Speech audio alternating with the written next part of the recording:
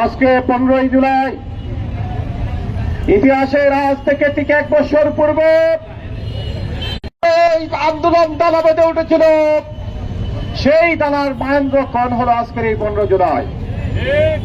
ঐক্যবদ্ধভাবে বৈষম্যবিরোধী আন্দোলনের মধ্য দিয়ে আমরা একটা ফ্যাসিবাদের পতন ঘটিয়েছিলাম। এই দেশ এবং জাতির আপামর মানুষের মনের আশা ছিল আমাদের বৈষম্য দূর হবে, আমরা শান্তি পাব।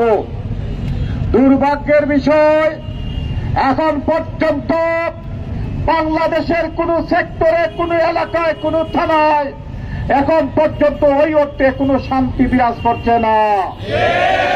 আমরা বিশ্বের সাথে লক্ষ্য করছি, বাংলাদেশের এমন কোন থানা আপনারা দেখাতে পারবেন না যে এলাকায় চাঁদাবাজ নাই, এমন কোন শহর দেখাতে পারবেন না যে এলাকায় ছিনতাইকারী নাই।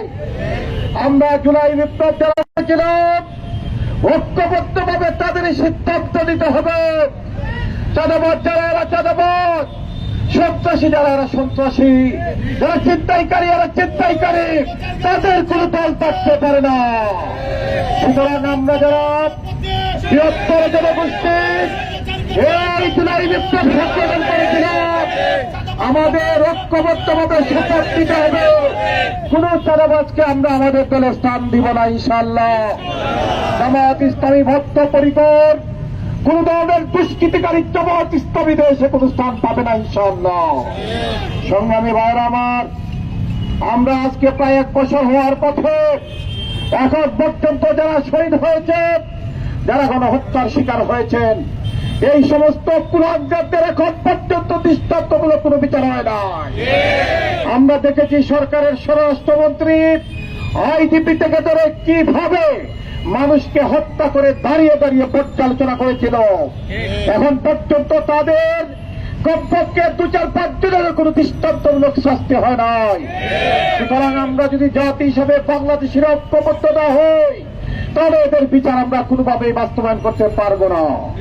এর জন্য দল মত নির্বিশেষে জামায়াত ইসলামের পক্ষ থেকে আগামী 19শে জুলাইয়ের যে সমাবেশ, এটা গণহত্যা সেই সুষ্ঠু বিচারের সমাবেশ। নাম্বার 2, এক প্রত্যাশা ছিল, আমাদের অনেক স্বপ্ন ছিল, এই দেশ বৈষম্য বিরোধী আন্দোলনের মধ্য দিয়ে মানুষের মানবিক অধিকার প্রতিষ্ঠিত হবে, কিন্তু এখন পর্যন্ত মানুষ তার অধিকার পায় নাই। এখন পর্যন্ত আমরা দেখছি প্রশাসনের কিছু সংখ্যক লোকজন এখন পর্যন্ত সেই ফেসিবাদের দূষর হয়েই বসবাস করছে। এরা বর্ণচোরা বিভিন্ন জায়গায় যখন মানুষ ক্ষতির সম্মুখীন হয়, শিকার হয়, তখন কিছু সংখ্যক প্রশাসনের লোকজন সাত দিয়ে মাছ ডাকার ব্যবস্থা করে। আমরা তাদেরকে চিহ্নিত করব, আগামী দিনে তাদেরও বিচার আবার করতে হবে ইনশাআল্লাহ। সংগ্রামী ভাইয়েরা আমার, জামায়াত ইসলামী দেশে কিছু পাওয়ার জন্য কোন রাজনীতি করে না। জামায়াত ইসলামী বিগত 53 বছরে 2 জন মন্ত্রী পেয়েছে, কমপক্ষে 50 জন এমপি পেয়েছে। তারা নির্বাচিত হওয়ার পরে তাদের সম্পদের কোন বৃদ্ধি ঘটে নাই। বাংলাদেশের ইতিহাস সাক্ষী, এনবিআর সাক্ষী, হিসাব শাখা সাক্ষী, আমাদের নেতৃবৃন্দ অর্থ কমানোর জন্য রাজনীতি করেন না।